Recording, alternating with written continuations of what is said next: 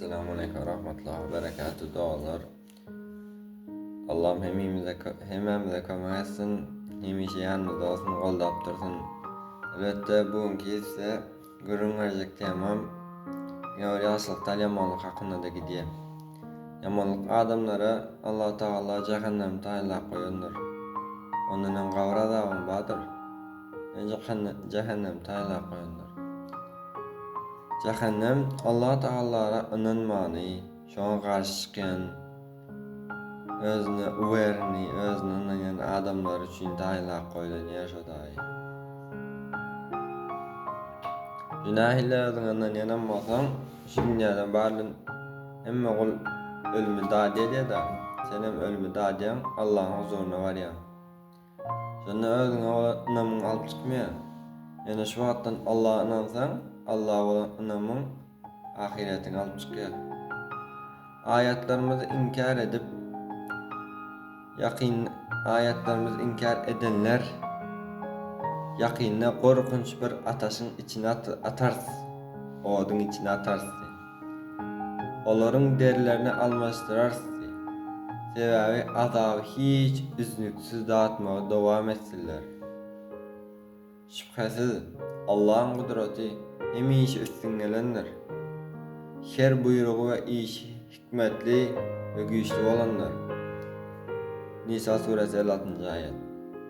Allah Teala'nın Kur'an'da bellek geçiyor. Şu dünyanın oduna çıdap bilen var. Hiç kim elini bir saat odun üstüne oda koyup sakattır ölmeye. Şoňa çıdap bilen var.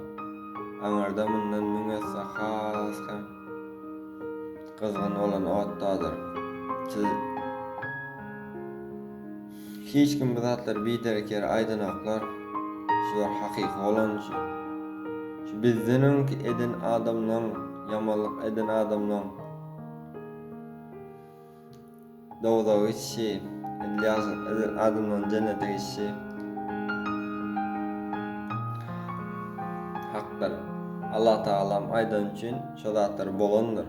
Bizim hem şu zatlar başımıza gelecektir. Şoň üçin şu wagtdan taýinlik göreli. Gaşiya suresi 8. ayet. Onlar üçin dary dikeninden başga ýmit ýokdur. Bu näme diýeni? Aňarda zakkum ağacı var. Onun kökleri var. Ahli dowdaga ýaýrap duran kökleri var. Ol kökler dikenli, içi ırıň zaherden doly erwet kökdür.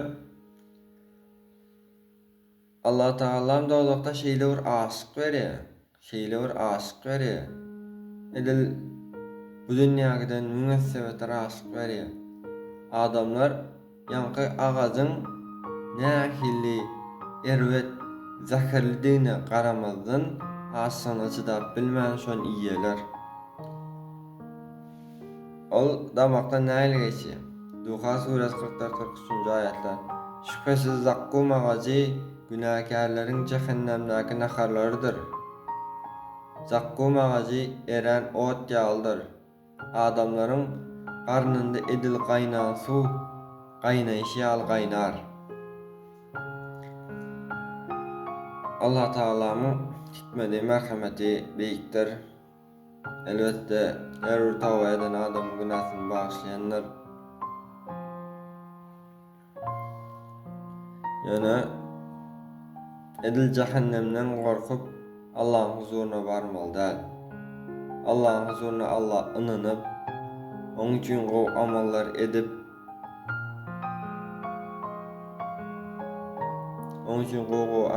edip Allah'ım ben bana beren durmuşuna sen yoluna bağış ettim deyip barsan has hikmetlidir. Men ýanmada özüňize de misal getirip göreň.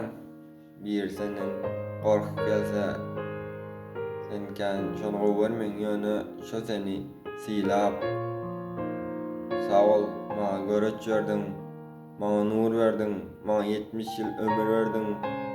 Allah Teala'm sen beren zatlaň hemmesini ödep bilmedim. Yani 70 yıllık ömrümü sana sarpladım.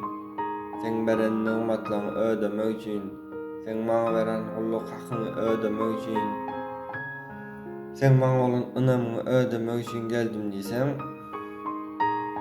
Allah Taalam elbette bize de merhamet eder.